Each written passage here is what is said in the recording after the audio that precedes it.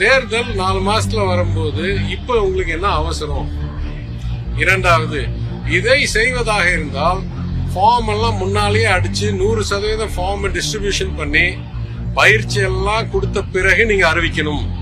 நீங்க அறிவிச்ச பிறகு ஃபார்ம் அடிக்கிறீங்க, அறிவிச்ச பிறகு பயிற்சி அளிக்கிறீங்க, அறிவிச்ச பிறகு ஆளை தேர்ந்தெடுக்கிறீங்க. யாரு பிஎல்ஓவா இருக்கணும், யாரு சூப்பர்வைசர். அதாவது எப்படி பண மதிப்பிழப்பில் வாய்க்கு வந்ததை பேசிட்டு அதுக்கப்புறம் நோட் அடிக்கிறது, ஏடிஎம் மாத்துறதுன்னு வேலை செஞ்சிருந்தாங்களோ, இந்த முறையும் ஆசைக்காக ஒன்னு அறிவிச்சுட்டு செயல்பாட்டை பத்தி கவலைப்படாமல் அறிவித்து விட்டார்கள் என்ற கவலையும் வேதனையும் வருகிறது. இந்த வேலையெல்லாம் 30 நாளுக்குள்ள முடிக்க முடியுமா? ஃபார்மும் பத்தல, ஆளும் பத்தல, ஆளுடைய ட்ரைனிங்கும் பத்தல.